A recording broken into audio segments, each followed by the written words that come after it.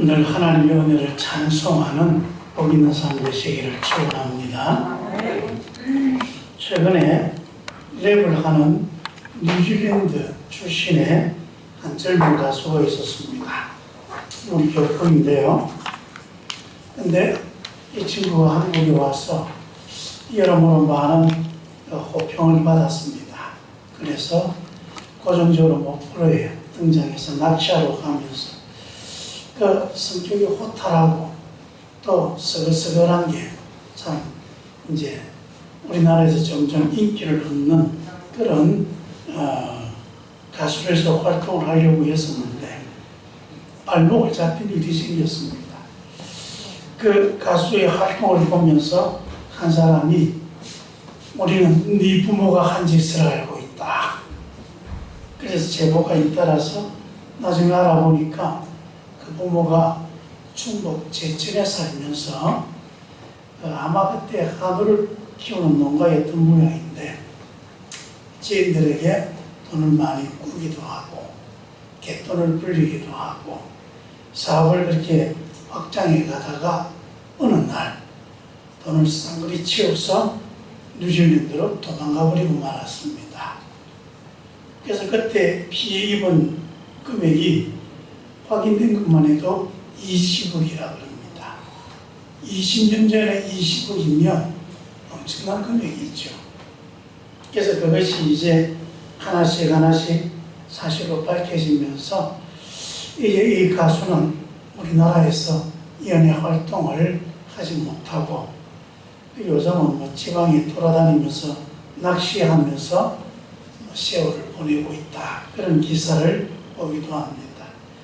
그 피해를 입힌 그 부모는 올 4월에 자신 입국해서 지금 검찰 조사를 받으며 재판 중이라고 그럽니다. 근데 그 이전에 조금씩 합의를 보려고 했지만은 잘 되지 않아서 이제 이 부모는 그 책임을 지고 재해 대가를 치러야 하고 그 아들은 앞으로 가수로서의 활동 우리나라에서 하기는 어렵지 않을까 그렇게 생각하고 있습니다. 예수님은 제자들에게 하나님이 주신 계명을 어떻게 지켜야 하는가 율법 하나하나를 들어서 지금 설명하고 있습니다. 먼저 우리가 율법에 대해서 알아야 될 것은 하나님께서 우리에게 율법을 왜 주셨는가 하는 것입니다. 하나님께서 율법을 왜 주셨습니까? 우리를 인간답게 살도록, 우리가 행복하게 살도록, 우리가 거룩하게 살도록 하나님께서 그 길을 가르쳐 주시는 것입니다. 그래서 우리가 이 율법을 잘 지킬수록 우리의 삶은 더욱더 인간다워지고 또 좀 더 행복해지고 온전해지는 것입니다. 그래서 율법을 두고 성경은 생명에 이르게 할 선한 것이며 예수님도 이 율법을 폐하러 온 것이 아니라 온전하게 하려 한다 말씀하고 있습니다. 그럼 율법을 온전케 하는 것이 무엇입니까? 율법이 우리 생각에 좀 소홀해도 될까 싶은 작은 것 하나라도 소홀히 여기지 아니하고 그 모든 율법을 귀하게 여기고 이를 잘 지키고자 노력하는 것, 이게 바로 천국에서 큰 사람이 되는 비결이다 이렇게 말씀하고 있습니다. 율법을 온전케 하는 비결 간단합니다. 예수님께서 말씀하시기를 내 목숨을 다해 하나님을 사랑하고 내 몸처럼 내 이웃을 사랑해라. 하나님 사랑하고 내 이웃 사랑하는 것, 이게 바로 율법의 요체이고 우리가 이렇게 모든 계명 하나하나 지키는 것은 하나님 사랑하고 이웃 사랑하는 것이다 그렇게 말씀하고 있습니다. 그렇기 때문에 율법은 그저 이게 율법이다, 이게 옳다, 그러다 하는 게 중요한 게 아니라 아는 것을 지키고 행동하는 것이 중요한 것입니다. 그래서 행동하지 않는 믿음은 죽은 믿음이다. 말로는 믿음이 있다. 내가 하나님에 대해서 잘 안다 이야기하면서 실제로 하나님 사랑하는 것, 내 이웃을 사랑하는 것, 그것을 행동하지 않는 것이 죽은 믿음이고 아무짝에도 쓸모없는 것이다. 거짓 신앙이다. 그리 말씀하고 있는 것입니다.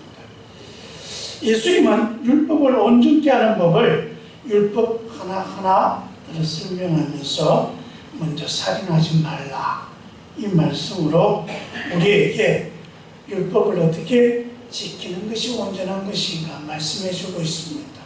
단지 우리는 지금 내가 사람 안 죽였어요 하는 것으로 율법을 다 지킨 게 아니라 좀 더 나아가서 네가 다른 사람의 인격을 모독하고 다른 사람을 또 무시하고 짓밟고 그렇게 해서 그 사람의 인격을 살인하고 또 그 사람의 인생을 죽이는 것, 그것도 살인하는 것이다. 거기에다가 나의 시기하는 마음, 질투하는 마음, 또 자신의 이익만을 바라는 이기심 때문에 다른 사람을 미워하고 또 그 사람을 힘들게 하는 것, 그것도 또한 살인하는 것과 다름이 없다. 그렇게 말씀합니다. 그렇게 해서 살인하지 말라는 말씀은 단지 사람을 죽이지 않았다는 것에서 그칠 것이 아니라 더 적극적으로 내 이웃의 목숨을 소중하게 여기고 그 사람의 인심을 귀하게 여겨가면서 함께 잘 살아가는 것, 이게 바로 행복의 비결이고 이것이 인간답게 사는 것이고 이것이 바로 거룩하게 살아가는 삶이라고 말씀하고 있는 것입니다. 그러면서 또한 덧붙여서 우리가 이웃을 사랑하며 살아가는 것, 내 이웃의 목숨을 소중하게 여겨가는 것, 그것에 대한 더욱 적극적이고 구체적인 것을 우리에게 말씀합니다. 바로 예물을 제단에 드리려고 하는데 갑자기 내 형제에게서 원망 들을 만한 일이 생각나면 제단 앞에 예물을 두고 그 사람과 같이 화해한 후에 예물을 드리라, 그렇게 말하고 있는 것입니다. 지금으로 치면 예배를 드리고 있는데 갑자기 내가 한 말이나 내가 한 행동이나 내가 저지른 잘못, 나의 죄 때문에 다른 사람들이 상처받고 손해받고 또 어려워지는 일이 생각났다는 것입니다. 그래서 그 일이 생각나면 예배 도중이라도 벌떡 일어나서 나가가지고 그 사람 만나서 내가 잘못했습니다. 내가 죽을 죄를 지었습니다. 나를 제발 좀 용서해 주십시오. 내가 저지른 죄의 대가를 확실하게 받겠습니다. 그렇게 이야기하고 그렇게 해서 화해하라는 것입니다. 용서받으라는 것입니다. 여러분, 이처럼 내가 저지른 잘못을 용서받고 그 사람과 화해하는 것은 예배를 드리는 것만큼 중요하고 또한 시급한 일이다. 그렇게 말씀하고 있는 것입니다. 그렇기 때문에 우리가 남에게 원망 들을 만한 일이 있다고 생각되면 빨리 가서 내가 잘못을 뉘우치고 용서받아야 한다. 마치고 난 후에까지 그렇게 생각하다가 마치고 난 뒤에는 또 마음이 바뀔 수가 있지 않습니까? 이런저런 일에 휘말리다 보면 또 잊어버릴 수가 있습니다. 그렇기 때문에 생각난 김에 빨리 가서 화해해라. 그렇게 화해하는 것 때문에 네가 예배 자리를 박차고 나가도 하나님은 네 하는 것을 이해하고 네 하는 행동을 귀하게 여길 것이다 말씀하고 있는 것입니다.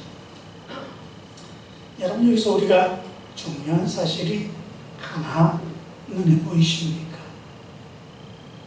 우린 대부분요, 내가 피해를 입은 것에 대해서는 잘 기억하지만 내가 남에게 피해를 끼치거나 상처 준 것에 대해서는 잘 생각하지 않습니다.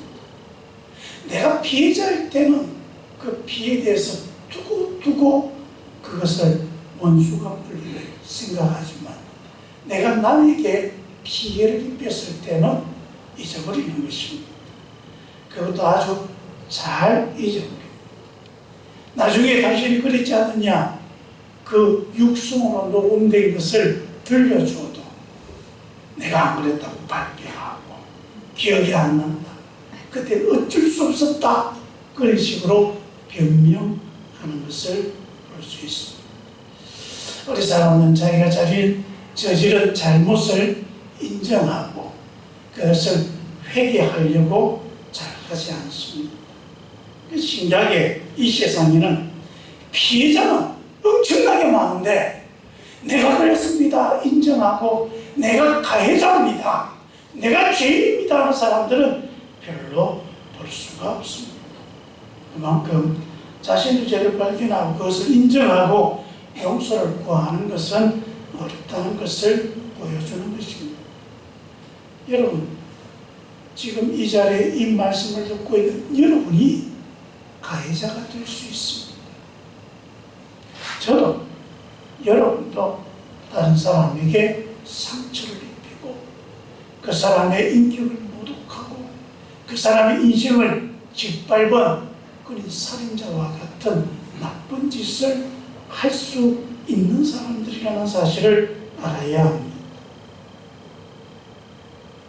여러분, 그렇게 우리가 율법을 우리의 삶에서 잘 새겨봐야 합니다. 율법은 우리에게 죄가 무엇인지를 명확하게 보여주고 있습니다. 살인하는 것은 죄다. 그러니 살인하지 말아라. 내가 다른 사람의 생명을 소중하게 생각하지 않고 저지르는 모든 말과 행동, 그런 태도는 해서는 안 될 짓이다. 그러니 이제 그것을 깨닫고 잘못을 인정하고 잘못을 회개해서 고쳐야 합니다. 성령께서 율법을 통해 우리의 잘못을 깨닫게 하고 또 회개해서 우리의 삶을 바르게 잡아주시는 것입니다. 여러분, 예수님께서 말씀하시는 것 중에 그 잘못이 언제 깨달았다고 그랬습니까? 예물을 드리다가, 예배 드리다가 이렇게 생각이 나는 거죠. 불현듯 생각이 나는 겁니다. 우리가 그만큼요, 우리가 저지른 잘못을 쉽게 잊고 살아갑니다. 내가 했을 때에는, 내가 그렇게 당했을 때는 막 그것을 곱씹어가면 네가 당신이 나에게 그랬느냐고. 근데 내가 했을 때는 뭐 그거 가지고 그 상처를 입고 그러냐, 그거 가지고 뭐 그렇게 큰 문제라고 그러냐, 그런 식으로 생각하고는 잊어버린다는 것입니다. 근데요, 문득 그게 깨달아져. 예배 드리다가, 말씀 듣다가, 하나님 말씀 읽다가 생각이 납니다. 왜 생각이 나겠습니까? 성령께서 깨닫게 해주시는 것입니다. 성령께서 우리의 생각을 일깨워 주셔서 계속해서 그 간직하고 있으면 안 된다는 것이죠. 우리가 저지른 그 죄, 우리가 저지른 그 잘못들, 우리가 했던 그 말들, 우리가 상처입었던 그 모든 행동들 그저 묵혀두고 그냥 그렇게 두고 살아서는 안 된다는 것을 우리에게 말씀하고 있습니다. 묵혀두면 잊어버리고 아무것도 아니 되는 것 같이 생각되지만 그렇지 않다는 것입니다. 그것이 우리 인생을 파멸을 이끌어가고 우리 인생을 불행하게 하고 우리 인생을 죽이는 결과가 된다는 것을 말씀하고 있는 것입니다. 그래서 성령은 우리가 가지고 있는 잘못이 있을 때 그것을 깨닫게 해주십니다. 그리고 무엇이 잘못됐는지를 알게 하시고 우리로 하여금 회개를 촉구하는 것입니다. 그래서 여러분, 그 성령의 깨달음이 생길 때에 머뭇거리거나 주저하거나 미루지 말아야 합니다. 즉시 행동해야 합니다. 그래서 내가 상처를 준 사람, 그래서 나를 원망하고 있는 그 사람을 찾아가서 용서를 구해야 합니다. 근데 여러분, 그 원망하는 사람, 내가 잘못해서 나를 원망하고 있는 그 사람을 오늘 예수님께서는 뭐라고 표현하십니까? 내 형제. 그 사람을 두고 형제라고 합니다. 남이 아니라 형제. 내가 포기할 수 없는 형제, 외면할 수 없는 형제라고 말하고 하는 것입니다. 허리 잘못 저지를 때 그런 생각합니다. 뭐 저 사람하고 내가 다시 만날 일도 없을 것인데 결국은 잊어먹어버리는 것이죠. 근데 여러분, 주님께서 형제라고 하신 것은 잊어볼 사람도 아닌데 그냥 잊어버리면 되지 다시 만날 일도 없을 것인데 굳이 내가 지금 찾아가서 잘못을 빌 이유가 있나, 그런 식으로 생각하지 말라는 것입니다. 내가 상처 입어서 나를 원망하고 있는 그 사람은 다시 못 볼 사람이 아니라 나랑 같이 평생 살아야 할 내 형제와 같은 사람입니다. 그렇게 말씀하고 있는 것입니다. 그래서 함께 살아가고 있는데 매일 나를 볼 때마다 원망하고 있는 그 사람, 여러분 그 삶이 평탄하고 평안하겠습니까? 그래서 외면하지 말아라. 다시 보지 않을 사람이라고 생각하지 말아라. 언젠가 다시 만난다. 여러분, 그 래퍼 가수가 그 아버지 어머니가 20년 전에 저질렀던 그 죄 이제 다 잊어버릴 것이다. 세월이 약이지 않느냐, 그리 생각하지 않았겠습니까? 근데 그 20년 후에 그 아들이 뭔가 좀 해보려고 그러니까 다시 다 기억이 나는 것이죠. 그럼 그 아들의 앞길을 막아버리고 발목을 잡는 덫이 되어버린 것입니다. 다시 안 만나겠다. 이제 다시 볼 일이 없겠다. 여러분, 뉴질랜드로 도망갔는데도 다시 만나지는 게 우리 사랑하는 인생입니다. 그럼 어떻게 용서를 빌어야 합니까? 오늘 본문의 말씀에 재판관에 같이 가는 두 사람의 이야기를 통해서 네가 끼친 손에 한 푼이라도 남김없이 다 갚아야 한다. 그렇게 말씀하고 있습니다. 근데 어찌 된 건지 이 세상은 적반하장으로 행동하는 사람들이 참 많습니다. 자신이 잘못해놓고 남이 잘못했다고 도리어 비난하고, 자신이 잘못해서 생긴 일인데 도리어 남 탓을 합니다. 자신의 지위와 자신의 경제력과 자신의 갖고 있는 권력을 이용해서 그렇게 갑질하는 사람들이 왜 그리 많은지 모르겠습니다. 한 회사를 다니는 분이 저보고 상담을 하면서 이야기합니다. 목사님, 이거 제가 어떻게 해야 합니까? 여러분도 한번 판단해 보십시오. 어느 회사에서 일을 잘하는 좀 능력 있는 직원이 하루는 부장이 불러서 뭘 지시를 하는데 이 그대로 시키는 대로 했다가는 회사의 손해가 일어날 게 장명하거든요. 이렇게 하면 안 되는 겁니다. 그래서 부장님께 이야기했습니다. 부장님, 이렇게 하면 안 됩니다. 이러면 큰일 납니다. 그때 이 부장은 어떻게 된 건지 막무가내로 무조건 하라는 거죠. 그래서 시키는 거 어쩔 수 없이 했습니다. 결과가 어떻게 됐겠습니까? 사고가 났죠. 그랬더니 부장이 슬쩍 빠져버립니다. 내가 한 것이 아니다. 그러면 그 직원에게 다 뒤집어 씌워버리고 그 기업 직원이 신발 스스로 징계를 받았습니다. 그리고 난 뒤에 이제 다시 업무에 복귀해야 되는데 또 그 부장이 있는 그 부서로 들어가야 되는 거죠. 속이 상해서 거기 있는 친구들에게 물었습니다. 어찌 하면 되겠느냐? 그랬더니 거기에 있는 직원들이 하는 이야기가 더럽지면 어떻게 하겠느냐? 네가 그 부장한테 가서 잘못했다고 빌고 그래서 다시 직장생활 해야 되지 않겠느냐? 그래서 그 사람 하는 이야기가 내가 뭘 잘못했냐? 내가 뭘 잘못했길래 내가 사과해야 되느냐? 그렇게 묻는 것입니다. 그래서 이 친구들도 하긴 똑같죠. 그래도 이렇게 말합니다. 그래도 어떡하겠느냐. 네가 잘못했다고 죽이고 들어가라. 그게 바로 세상 사는 겁니다. 그 직원이 앞으로 어떻게 했겠습니까? 여러분 같으면 어떻게 하시겠습니까? 세상은 참 불의합니다. 올바르게 사는 사람이 늘 피해를 입고 사는 것 같습니다. 그래서 올바르게 살려 하다가도 때때로 태도를 바꾸는 경우가 많습니다. 그래봐야 나만 손해다. 그렇게 생각하는 거죠. 그런데 여러분, 그 적반하장의 태도를 보이는 그 사람이 모르는 게 하나 있습니다. 하나님이 우리의 재판장이 되신다는 것입니다. 그래서 불의한 이 세상에서는 어떻게 감추고 남에게 뒤집어 씌울 수 있지만 하나님 앞에는 다 드러납니다. 감추거나 숨길 수 없습니다. 그는 하나님 앞에서 그가 저지른 잘못으로 그 하나님의 심판을 면할 수가 없는 것입니다. 여러분, 이 세상 하나님이 다스리십니다.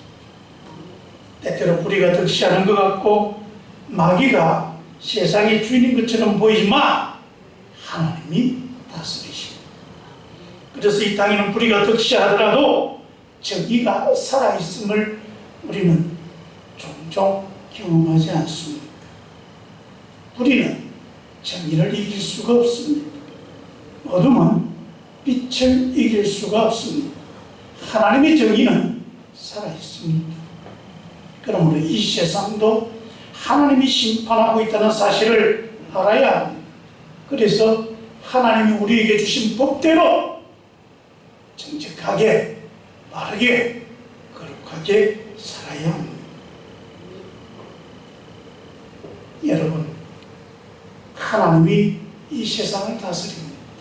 그렇기에 그 앞서 제가 회사 이야기를 했습니다. 문제는 그 직원이 문제가 아닙니다. 누가 문제입니까? 그 부장이 문제입니다.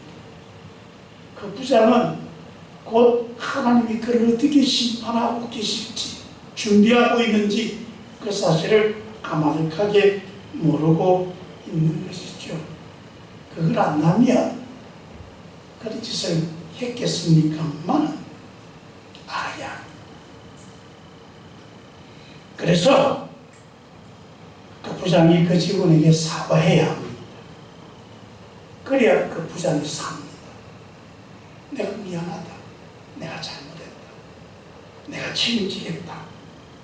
그렇게 하는 것이 자신을 이롭게 하는 것이고 인간답게 사는 것이고 잘 사는 것입니다. 지금 감추어서 내 잘못 다 떠넘겨 나는 괜찮다 그렇게 생각할지 모르겠지만 하나님은 그 사람을 때가 되면 심판하십니다. 여러분, 내가 남에게 빚을 지거나 손해를 끼쳤다면 숨기고 도망할 것이 아니라 그에게 적극적으로 갚아야 합니다. 예수님은 그 상황을 재판정에 끌고 가는 상황으로 지금 묘사하고 있습니다. 그 옛날의 법에 누군가 내게 사기를 치거나 잘못을 저지르거나 문제가 있어서 내가 손해를 입었을 때는 내게 손해를 끼친 사람을 멱살을 잡고 재판정으로 끌고 가는 것입니다. 그래서 그 앞에서 시시비비를 가려서 재판하고 잘못한 것이 있을 때에 내가 실수로 잘못하면 손해의 2배를 갚아줘야 되고 내가 고의로 잘못한 것은 4배를 갚아줘야 했습니다. 그리고 그 재판정에 가서 죄가 시시비비가 가려지면 내가 끼친 손해의 그 나머지 한 푼까지도 다 갚아야 그 감옥에서 나올 수 있지. 그러지 못하면 갚을 때까지 그 감옥에서 그 형벌을 받아야 하는 것입니다. 그래서 여러분, 손해를 당한 사람이 손해를 끼친 가해자의 멱살 잡고 갈 때에 여러분 그 집에서 재판정까지 있는 거리가 있지 않습니까? 그럼 그때 뭘 해야 되겠습니까? 합의를 봐야 하는 거죠. 미안하다. 내가 잘못했다. 지금 내가 돈이 없지만 내가 언제까지 갚아주겠다. 내가 지금 안 되면 뭐라도 담보를 잡히겠다. 그러면서 자꾸 그 사람에게 피해를 입은 그 사람이 이해하고 납득할 만한 그런 걸 제시를 해줘야 하는 것입니다. 그래서 그러냐? 알았다. 그럼 내가 좀 기다려주겠다. 라든지 하면 재판정까지 가기 전에 그래서 그 문제를 해결해야 살지 재판정까지 들어가 버리면 이제 큰일 나는 것입니다. 그리고 25절에 보니까 급히 사과하라 그렇게 말하고 있습니다. 사과하라, 사과하고 화목하라 그 말인데 좀 어려운 말이죠. 성경에 보면 서로 화목하라 그 말을 수동태로 되어 있습니다. 그래서 우리말로 억지로 번역하면 서로 화해되어지게 하라 이렇게 말할 수 있습니다. 화해는 일방적으로 하는 게 아니라 내가 하는 그 사과가 상대가 받아들여져야 화해가 된다는 것입니다.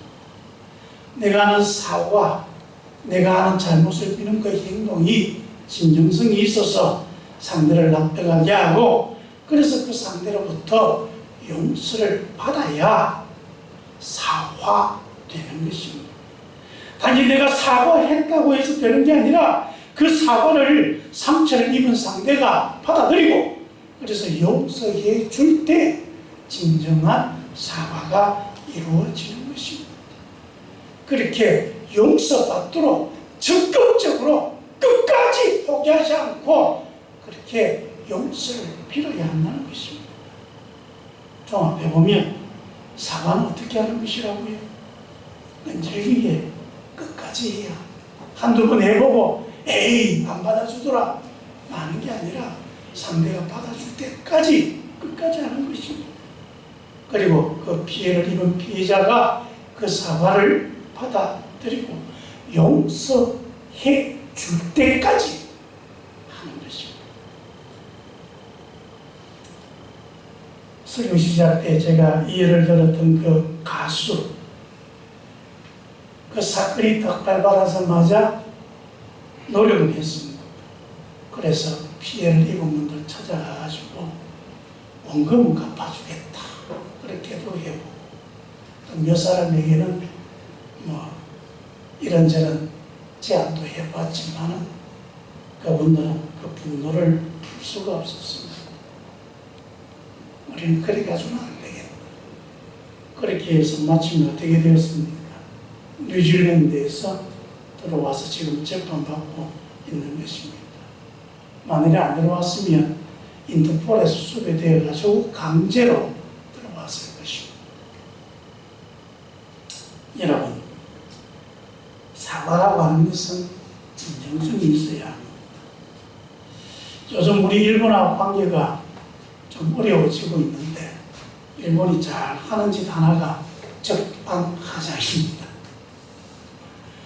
왜 저러고 있는지 참 이해가 잘 안 갑니다. 또 일본이 참 회개할 줄을 모릅니다. 참 반성할 줄을 몰라요. 그러다 보니까 자꾸 관계를 악화시키고 어렵게 합니다. 여러분, 회개하지 않을수록 불행해지는 것입니다. 자신의 잘못을 뉘우치지 않을수록 그래서 상대에게 피해를 입혔을 때 그 피해를 용서받지 못할수록 불행해지는 것입니다. 회개하는 것이 사는 길입니다. 회개하는 것이 행복해지는 지름길입니다.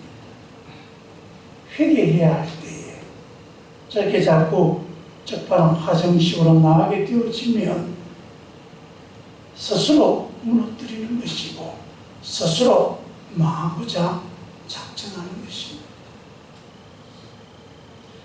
여러분, 예수님께서 우리에게 말씀하십니다. 급히 사와라. 한 푼이라도 남김없이 내가 다 갚아야 할 것이다. 그리하는 것이 잘하는 것이고, 그리하는 것이 예배를 드리는 것보다 더 하나님을 기쁘시게 하는 것이다. 우리는 이런 생각을 할 수 있습니다. 이렇게까지 해야 하나? 내가 뭐가 아쉬워서 그렇게 해야 하나? 여러분, 가난하지만 의회가 좋은 형제가 있었습니다. 근데 둘이 어디서 여행하다 돌아오는 길에 금덩이를 2개를 발견했습니다. 그래서 형도 하나, 동생도 하나 사이좋게 가지고 집으로 아주 기분 좋게 돌아오고 있습니다. 그러다가 배를 타고 이제 집으로 오려고 하는 배를 탔는데, 배를 타고 오면서 동생이 멀컹 금덩이 보니까 기분이 좋은 거죠. 형도 멀컹 보니까 기분이 좋습니다. 근데 갑자기 이런 생각이 듭니다. 저 동생만 없으면 난 2덩이를 가질 텐데. 동생도 마찬가지로 그런 욕심이 생깁니다. 형만 없으면 2덩이를 가질 것입니다. 점점 그 마음속에 그런 욕심이 자리 잡으면서 어떻게 생각할까요? 저 형 것을 뺏어버릴까? 그 마음에 살인하는 생각이 들어오는 것입니다. 형을 죽여버릴까? 그래서 갑자기 형이 뱃머리에 떠 있다가 가지고 있는 금덩이를 보든씩 던져버립니다. 그래서 동생도 그 옆에서 금덩이를 한번 보더니 씩 던져버립니다.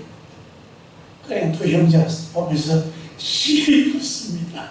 왜 웃겠습니까? 둘 다 똑같은 마음이었다는 거죠.